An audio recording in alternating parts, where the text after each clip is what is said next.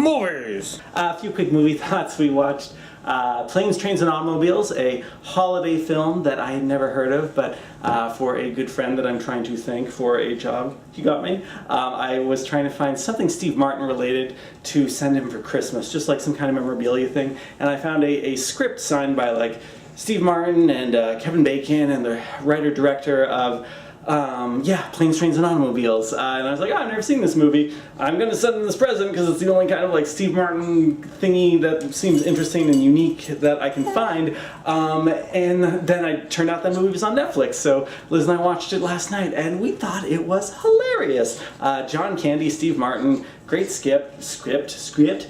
And I don't want to say too much about it, except it's got some great physical comedy, which I realize is kind of lacking in today's movies. There's just some wonderful sight gags that, you know, some of them are dumb, some of them are silly, some of them are incredibly clever and build in really fun ways. There's, you know, things where like, there's a cigarette that goes in the back of a car, and you know something bad is going to happen with that, but you kind of forget about it, and then like 10 minutes later, it pays off in a really big way. So really cleverly constructed movie, great acting, great writing.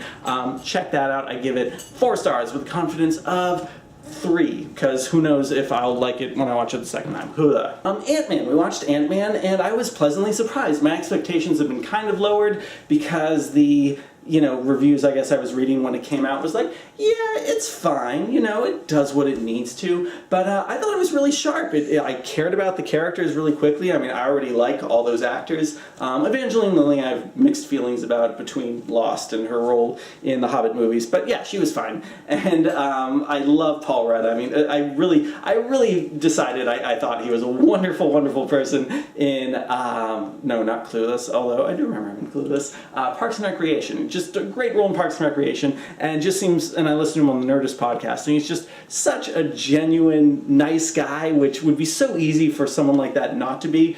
Good-looking guy, very talented, has had success from a very young age, and just very gracious. But all that aside, the movie's very well done. Peyton Reed, I think whatever he had to pick up the pieces for, off of Edgar Wright, you know, maybe, I don't know how closely that situation relates to Peter Jackson picking up on The Hobbit from Guillermo del Toro, but Ant-Man felt very together. It felt of a whole. The movie flowed really well.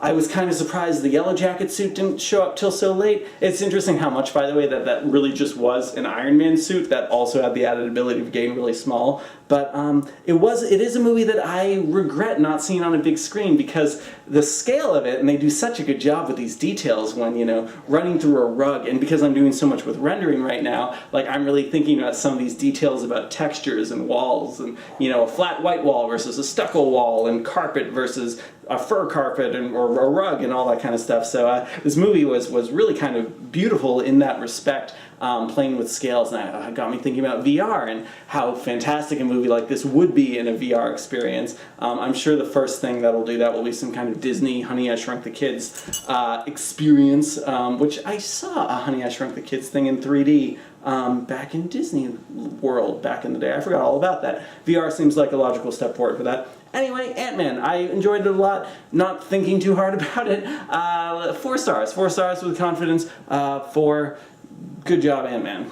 Really quick, my wife and I just rewatched Jurassic World. We saw it in theaters, and now we're rewatching it again. It's, you know, it's a fine movie. I feel pretty much the same way I felt after coming out of the theater. Like, that was fun. It's kind of fun to nitpick it and all the weird little problems and mistakes in it. You know, why doesn't the giant pen that holds in the terrifying dinosaur have human-sized doors? Why do they have to open giant doors every time they go in? Little things like that. But it's a fun movie. It seems very aware that it doesn't even hold a candle to the original movie, so it's not trying to, and fine. I'm fine with that, versus something like Jurassic Park 3, which was a mess, and somehow still felt like it was trying to be, you know, in league with the first movie, and the second movie, which I think is quite good, actually. But it made me realize, watching this movie made me realize that there's a trope that goes across a lot of horror, suspense, thriller-esque movies, and that trope is that you have dumb people making dumb decisions. You know, it's that classic thing of sitting in the theater going, no, don't go in there, the killer's in there. And for some people that's fun.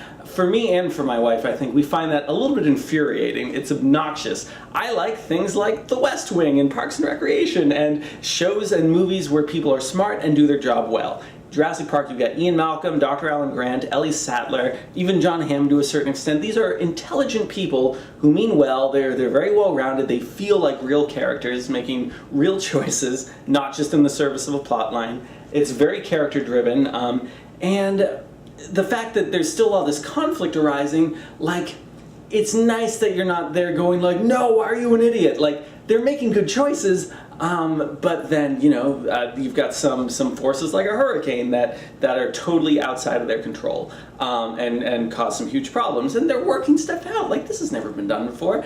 Versus something like Jurassic World, where it's like the park's been open for so long, you have the benefit of hindsight from Jurassic Park, and I do like the whole history repeats itself kind of thing, but like there are things going on in that park that zoos have that they don't, like moats, like basic containment systems. Anyway, watch the how it should have ended for Jurassic World. It's all those things. But anyway, so I like the movie. It's fun. I don't think I would buy it. I'll probably watch it 3 more times over the course of the rest of my life. But it makes me appreciate the original Jurassic Park even more. I'll say that. Jurassic World, 3 stars with a confidence of 5, I say now. Bye-bye.